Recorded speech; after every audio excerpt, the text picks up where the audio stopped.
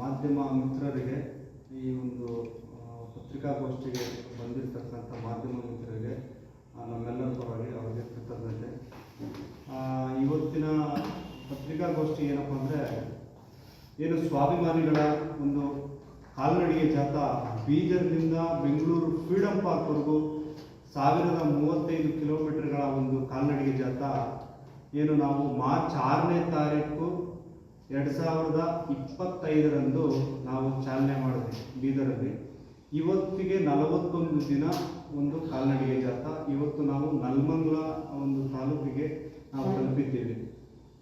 ಉದ್ದೇಶ ಏನಪ್ಪ ಅಂದರೆ, ನಮ್ಮ ರಾಜ್ಯದಲ್ಲಿ ಬಾಬಾ ಸಾಹೇಬ್ ಅಂಬೇಡ್ಕರ್ ಅವರ ಪುತ್ಥಳಿ 200 ಮೀಟರ್ಗಳ ಒಂದು ಎತ್ತರದ ಒಂದು ಬೃಹತ್ತಾದ ಪುತ್ಥಳಿ ನಿರ್ಮಾಣ ಮಾಡಬೇಕು ಅಂತೇಳಿ ನಾವು ಮಾನ್ಯ ರಾಜ್ಯ ಸರ್ಕಾರಕ್ಕೆ ನಾವು ಏನು 2023/5/25ನೇ ತಾರೀಕು ಅಂದರೆ 25/5/2023ರಂದು ನಾವು ಮಾನ್ಯ ರಾಜ್ಯದ ಮುಖ್ಯಮಂತ್ರಿಗಳಾದಂಥ ಮಾನ್ಯ ದಲಿತ ರಾಮಯ್ಯ ಅಂತ ಹೆಸರುವಾಸಿ ಆಗಿರ್ತಕ್ಕಂಥ ನಮ್ಮ ಸಿದ್ದರಾಮಯ್ಯ ಸಾಹೇಬರಿಗೆ ನಾವು ಮನವಿ ಕೊಟ್ವಿ. ಹಾಗಾಗಿ ಮನವಿ ಕೊಟ್ಟು ಸುಮಾರು ಇಷ್ಟು ವರ್ಷಗಳ ಕಾಲ ನಾವು ಏನು ಫ್ರೀಡಂ ಪಾರ್ಕಲ್ಲಿ ಮತ್ತು ಚಳಿಗಾಲ ಅಧಿವೇಶನದಲ್ಲಿ ಸುಮಾರು ಹೋರಾಟಗಳು ಮಾಡಿ ನಾವು ಲಾಸ್ಟ್ ಕೊನೆಘಟ್ಟಕ್ಕೆ ನಾವು ಈ ಒಂದು ಕಾಲ್ನಡಿಗೆ ಜಾಥಾ ಹಮ್ಮಿಕೊಂಡಿದ್ದೀವಿ. ಆ ಕಾಲ್ನಡಿಗೆ ಜಾಥಾ ಏನು ಬೀದರ್ನಿಂದ ಇಲ್ಲಿಯ ತನಕ ನಾವು ಕಾಲ್ನಡಿಗೆ ಜಾಥಾ ಬರುವ ಮುಖಾಂತರ ಮತ್ತು ಜನಗಳಿಗೆ ಒಂದು ಅವೇರ್ನೆಸ್ ಕೊಟ್ಕೊಂಡು, ಮತ್ತು ಒಂದು ಬಾಬಾ ಸಾಹೇಬ್ ಅಂಬೇಡ್ಕರ್ ಅವರ ಕಂಡಂಥ ಕನಸು ಮತ್ತು ಬಾಬಾ ಸಾಹೇಬ್ ಅಂಬೇಡ್ಕರ್ ಅವರ ಏನು ಅವರ ದಾರಿ ವಿಚಾರಗಳನ್ನು ಜನಗಳಿಗೆ ಅವೇರ್ನೆಸ್ ಕೊಡುವ ಮುಖಾಂತರ ನಾವು ಒಂದು ಬಾಬಾ ಸಾಹೇಬ್ ಅಂಬೇಡ್ಕರ್ ಅವರ ಚಿಂತನೆ ಜಾಗೃತಿ ಮೂಡಿಸುವಂಥ ಕೆಲಸ ಮಾಡಿಕೊಂಡು ನೆಲಮಂಗಲಕ್ಕೆ ಬಂದ್ರಿ. 14/4/2025ರಂದು ರಾಜ್ಯ ಸರ್ಕಾರದ ಒಂದು ಏನು ನಾವು ಯಾವ ರೀತಿ ಹೇಳಬೇಕು ಅನ್ನೋದು ನಮ್ಗೆ ಗೊತ್ತಾಗ್ತಲ್ಲ.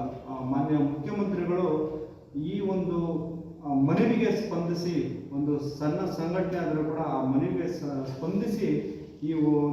ಸ್ಪಂದಿಸಿ ಅವರು ನಿನ್ನೆ ಆ ಘೋಷಣೆ ಮಾಡಿರ್ತಕ್ಕಂಥ ಆ ಘೋಷಣೆ ನಮಗೆ ಅಲ್ಲ, ಇಡೀ ದೇಶ ಅಲ್ಲ, ಇಡೀ ಜಗತ್ತಿಗೆ ಒಂದು ಮಾದರಿ ತರುವಂಥ ಒಂದು ಘೋಷಣೆ ಮಾಡಿದ್ದಾರೆ. ಹಾಗಾಗಿ ಈ ಸಂದರ್ಭದಲ್ಲಿ ನಾವು ಅವರಿಗೆ ಚಿರುಋಣಿಯಾಗಿ ಅವರಿಗೆ ಕೃತಜ್ಞತೆ, ಶುಭಾಶಯಗಳು. ಅವ್ರಿಗೆ ಎಷ್ಟು ಹೇಳಿದ್ರು ನಾವು ಅದು ನಮ್ಗೆ ಭಯ ಬರೋದಿಲ್ಲ. ಯಾಕಂದರೆ ಎಲ್ಲರೂ ಟೀಕೆ ಮಾಡ್ತಾರೆ, ಆದರೆ ನಿಜವಾಗಲೂ ನಾನು ದಲಿತರ ಪರವಾಗಿದ್ದೀನಿ, ಸಂವಿಧಾನದ ಪರವಾಗಿದ್ದೀನಿ, ಅಂಬೇಡ್ಕರ್ ಅವರ ಪರವಾಗಿದ್ದೀನಿ ಅಂತೇಳಿ ನಿನ್ನೆ ಘೋಷಣೆ ಮುಖಾಂತರ ಯಾರು ಟೀಕೆ ಮಾಡ್ತಾರೆ ಅವ್ರಿಗೆಲ್ಲ ತಕ್ಕ ಪಾಠ ಕಲಿಸುವಂಥ ಮುಖಾಂತರ ಮಾನ್ಯ ಸಿದ್ದರಾಮಯ್ಯ ಸಾಹೇಬರು ಈ ಬಾಬಾ ಸಾಹೇಬ್ ಅಂಬೇಡ್ಕರ್ ಅವರ ಪರವಾಗಿ ನಿಂತಿದ್ದೀನಿ ಅಂತೇಳಿ ಏನು ಇಡೀ ದೇಶದ ಇತಿಹಾಸದಲ್ಲಿ ಯಾವುದೂ ಒಂದು ಪುತ್ಥಳಿ ಇರಬಾರ್ದು, ಅಂಥ ಪುತ್ಥಳಿ ನಾವು ಬೆಂಗಳೂರಲ್ಲಿ ನಾವು ಸ್ಥಾಪನೆ ಮಾಡ್ತೀವಿ ಅಂತ ಘೋಷಣೆ ಮಾಡಿದ್ದಕ್ಕೆ, ನಮ್ಮ ಸಂಘಟನೆಗೆ ಸ್ಪಂದಿಸಿದ್ದಕ್ಕೆ ನಾವು ಅವರಿಗೆ ಕೃತಜ್ಞತೆ ಸಲ್ಲಿಸ್ತಾ ಇದ್ದೀವಿ. ಮತ್ತು ಏನು ಈ ಒಂದು ಹೋರಾಟ ನಾವು ಬೀದರ್ನಿಂದ ಇಲ್ಲಿಯವರೆಗೂ ನಾವು ಯಾವ ರೀತಿ ಬಂದರೂ ನಮಗೆ ಮಾನ್ಯ ಎಚ್.ಸಿ. ಮಾದೇವಪ್ಪ ಸಾಹೇಬರು ಮತ್ತು ಸತೀಶ್ ಜಾರಕಿಹೊಳಿ ಸಾಹೇಬರು, ಪ್ರಿಯಾಂಕ ಖರ್ಗೆ ಸಾಹೇಬರು ಇವರೆಲ್ಲ ನಮಗೆ ಫೋನಿನ ಮುಖಾಂತರ ಮತ್ತು ನಮಗೆ ನಮ್ಮ ಆರೋಗ್ಯದ ವಿಚಾರವಾಗಲಿ, ನಮ್ಮ ಊಟದ ವಿಚಾರವಾಗಲಿ ನಮಗೆಲ್ಲ ತುಂಬ ಒಂದು ದೊಡ್ಡ ಮಟ್ಟದಲ್ಲಿ ನಮಗೆ ಸ್ಪಂದಿಸಿ ನಮ್ಮನ್ನು ಈ ನೆಲಮಂಗಲ ತಾಲೂಕುವರೆಗೂ ನಾವು ಈ ರೀತಿ ಬಂದಿದ್ದೀರಂದರೆ ಅದು ಈ ಒಂದು ರಾಜ್ಯದ ನಮ್ಮ ಸತೀಶ್ ಜಾರಕಿಹೊಳಿ ಸಾಹೇಬರಿಗೆ ವಿಶೇಷವಾಗಿ ಅವರಿಗೆ ಕೃತಜ್ಞತೆ ಸಲ್ಲಿಸ್ತೀವಿ. ಯಾಕಂದರೆ ನೀವು ರಾತ್ರಿ ಎಲ್ಲ ಹೊಡ್ಕೊತೀನ ಅಂತ ಕೇಳಿಕೊಂಡು ಎಲ್ಲ ಕಡೆನೂ ಐಬಿಗಳನ್ನ ನಮಗಾಗಿ, ಹೋರಾಟಗಾರರಿಗಾಗಿ, ಒಂದು ಬಾಬಾ ಸಾಹೇಬ್ ಅಂಬೇಡ್ಕರ್ ಅವರ ವಿಚಾರವಾಗಿ ನೀವು ಹೋರಾಟ ಮಾಡ್ತಿದ್ದೀರಾ. ಅದಕ್ಕಾಗಿ ನಾವು ಸಂಪೂರ್ಣವಾಗಿ ತಮಗೆ ಏನು ಒಂದು ಐಬಿ ಆಗಲಿ, ನಿಮಗೆ ತಿನ್ನೋ ಊಟಕ್ಕಾಗಲಿ ಎಲ್ಲ ವ್ಯವಸ್ಥೆಗಳು ಅದೆಲ್ಲ ಮಾಡಿಕೊಟ್ಟಂಥ ನಮ್ಮ ಸತೀಶ್ ಜಾರಕಿಹೊಳಿ ಸಾಹೇಬರಿಗೆ ನಾನು ಅವರಿಗೆ ಕೃತಜ್ಞತೆ ಸಲ್ಲಿಸ್ತೀನಿ. ಮತ್ತು ವಿಶೇಷವಾಗಿ ನಾವು ಎಲ್ಲ ಬರೀ ದಲಿತರಲ್ಲ, ಬಾಬಾ ಸಾಹೇಬ್ ಅಂಬೇಡ್ಕರ್ ಅವರು ಯಾವುದೇ ಪರಿಶಿಷ್ಟ ಜಾತಿ, ಪರಿಶಿಷ್ಟ ಪಂಗಡದವರಿಗೆ ಮಾತ್ರ ಸೀಮಿತವಲ್ಲ, ಇಡೀ ಜಗತ್ತಿಗೆ ಅವರು ಸೀಮಿತ. ಹಾಗಾಗಿ ಇಡೀ ಜಗತ್ತಿನಲ್ಲಿರ್ತಕ್ಕಂಥ ಪ್ರತಿಯೊಬ್ಬರು ನಮ್ಮ ಸಿದ್ದರಾಮಯ್ಯ ಸಾಹೇಬರಿಗೆ ಒಂದು ಕೃತಜ್ಞತೆ ಸಲ್ಲಿಸಬೇಕು. ಯಾಕಪ್ಪ ಅಂದರೆ, ಯಾಕೆ 200 ಮೀಟ್ರ್ ಅಂತ ನನಗೆ ಸುಮಾರು ಜನ ಪ್ರಶ್ನೆ ಮಾಡಿದ್ರು. ಏನು ಗುಜರಾತ್ನಲ್ಲಿರ್ತಕ್ಕಂಥ ಸರ್ದಾರ್ ವಲ್ಲಭಾಯ್ ಪಟೇಲ್ ಅವರ ಪುತ್ಥಳಿ 182 ಮೀಟರ್ಗಳ ಒಂದು ಎತ್ತರದ ಒಂದು ಪುತ್ಥಳಿ ನಿರ್ಮಾಣ ಮಾಡಿದ್ದಾರೆ. 182 ಮೀಟರ್ ಅಂದರೆ 557 ಅಡಿಗಳ ಎತ್ತರದ ಒಂದು ಬೃಹತ್ತಾದ ಪುತ್ಥಳಿ. ಇವತ್ತು ಈ ಭಾರತ ದೇಶ ನಡೀತಾ ಇರೋದು ಭಾರತದ ಸಂವಿಧಾನದಿಂದ. ಸಂವಿಧಾನ ಬರೆದಿರೋದು ಯಾರಪ್ಪ ಅಂದರೆ ಅದು ಬಾಬಾ ಸಾಹೇಬ್ ಅಂಬೇಡ್ಕರ್ ಅವರು. ಹಾಗಾಗಿ ಇವತ್ತು ಈ ದೇಶದಲ್ಲಿ ನಾವು ನೀಲಿ ಆಕಾಶದ ಎತ್ತರಕ್ಕೆ ಯಾರನ್ನಾದ್ರೂ ಕಾಣಬೇಕಂದ್ರೆ ಅದು ನಮ್ಮ ಪರಮ ಪೂಜ್ಯ ಬಾಬಾ ಸಾಹೇಬ್ ಅಂಬೇಡ್ಕರ್ ಅವರನ್ನು ನಾವು ಕಾಣಬೇಕು. ಹಾಗಾಗಿ ನಾವು ಈ ರಾಜ್ಯದಲ್ಲಿ 200 ಮೀಟರ್ಗಳ ಒಂದು ಎತ್ತರದ ಒಂದು ಬಾಬಾ ಸಾಹೇಬ್ ಅಂಬೇಡ್ಕರ್ ಅವರ ಪುತ್ಥಳಿ ನಮಗೆ ಬೇಕು ಅಂತೇಳಿ ನಾವು ಮನವಿ ಮಾಡಿಕೊಂಡಾಗ ಅವರು ತುಂಬ ಸಂತೋಷಪಟ್ಟರು. ನಾವು ನಿಮ್ಮ ಪರವಾಗಿದ್ದೀರಿ ಅಂತೆಲ್ಲ ಹೇಳಿದ್ರು. ಆದರೆ ಏನು ಸುಮಾರು 2023ರಿಂದ ಇಲ್ಲಿಯವರೆಗೂ ಇದು ತುಂಬ ಕಾಲಾವಕಾಶ ತಗೊಂತು. ಆದ್ರೂ ನಮಗೆ ಒಂದು ಸಂತೋಷ ಸುದ್ದಿ ಏನಂದರೆ ಏನು 134ನೇ ಅಂಬೇಡ್ಕರ್ ಜಯಂತಿ ದಿನದಂದು ಅವರು ಘೋಷಣೆ ಮಾಡಿದ್ದಕ್ಕೆ ನಮಗೆ ತುಂಬ ಸಂತೋಷದ ಸುದ್ದಿ. ಮತ್ತು ಅವರು ಈ ಒಂದು ಹೇಳಿಕೆ ಮುಖಾಂತರ ದಲಿತರ ಪರವಾಗಿ ಮತ್ತು ಸಂವಿಧಾನದ ಪರವಾಗಿ ಅಂಬೇಡ್ಕರ್ ಪರವಾಗಿ ನಿಂತಿದ್ದೀನಂತ ಒಂದು ಸಂದೇಶ ಕೊಡುವಂಥ ಮುಖಾಂತರ ಅವರು ಇಡೀ ಒಂದು ದೇಶಕ್ಕೆ ಒಂದು ಮಾದರಿ ಆಗ್ತಾರೆ. 2010ರಲ್ಲಿ ಏನು ಸರ್ದಾರ್ ವಲ್ಲಭಾಯ್ ಪಟೇಲ್ ಅವರ ಒಂದು ಪುತ್ಥಳಿನ ಘೋಷಣೆ ಮಾಡ್ತಾರೆ. 2013ರಲ್ಲಿ ಆ ಒಂದು ಕಾರ್ಯವನ್ನು ಪ್ರಾರಂಭ ಮಾಡ್ತಾರೆ ಪುತ್ಥಳಿದು. 2018ರಲ್ಲಿ 2010ರಲ್ಲಿ ಘೋಷಣೆ ಮಾಡಿದಾಗ ಅವರು ಮುಖ್ಯಮಂತ್ರಿಗಳಾಗಿರ್ತಾರೆ ಉತ್ತರ ಪ್ರದೇಶಕ್ಕೆ, ಗುಜರಾತ್ಗೆ. ಲಾಸ್ಟ್ 2018ರಲ್ಲಿ ಆ ಒಂದು ಸರ್ದಾರ್ ವಲ್ಲಭಾಯ್ ಪಟೇಲ್ ಅವರ ಪುತ್ಥಳಿ ಒಂದು ಉದ್ಘಾಟನೆ ಟೈಮಲ್ಲಿ ಅವರು ಪ್ರಧಾನಮಂತ್ರಿ ಆಗಿರ್ತಾರೆ. ಅದೆಲ್ಲ ನೋಡ್ರಿ, ಅದು ವ್ಯತ್ಯಾಸ.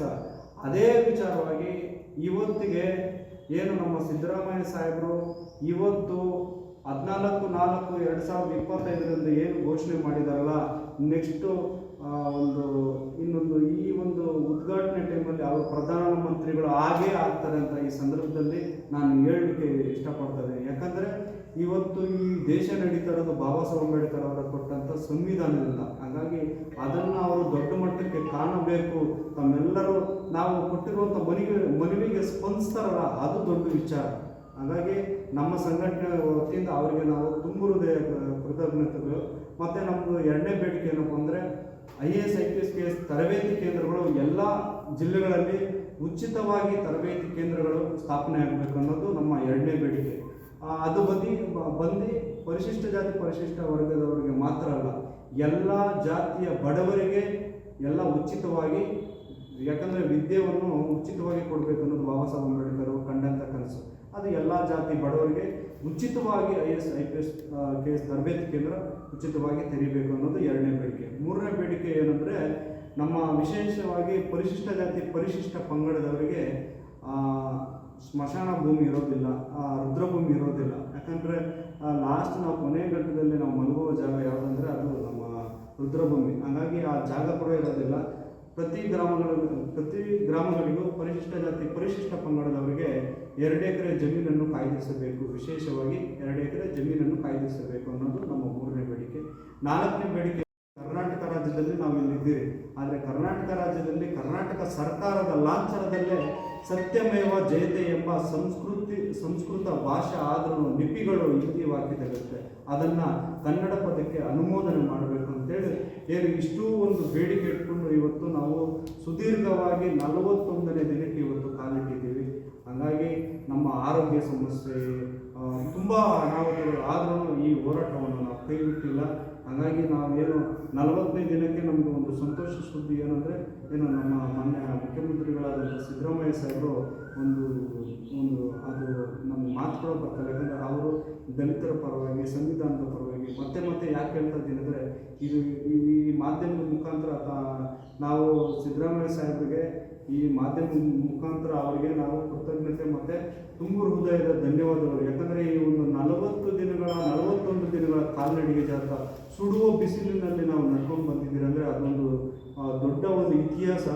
ಆ ಒಂದು ಮನವಿಗೆ ಅವರು ಸ್ಪಂದಿಸಿದ್ದಾರೆ ಅಂದರೆ ನಾನು ಈ ಸಂದರ್ಭದಲ್ಲಿ ಅವರಿಗೆ ನಾನು ಕೃತಜ್ಞ ಇರ್ತೀನಿ. ನಾನಲ್ಲ, ಇಡೀ ದೇಶನೇ ಅವರ ಪರವಾಗಿ ನಿಲ್ಲುತ್ತೆ, ಅವರ ಮುಂದಿನ ಪ್ರಧಾನಿ ಹಾಗೆ ಆಗ್ತಾರೆ ಅಂತೇಳಿ ಈ ಸಂದರ್ಭದಲ್ಲಿ ಹೇಳಲಿಕ್ಕೆ ಇಷ್ಟಪಡ್ತಾ ಇದ್ದೀನಿ.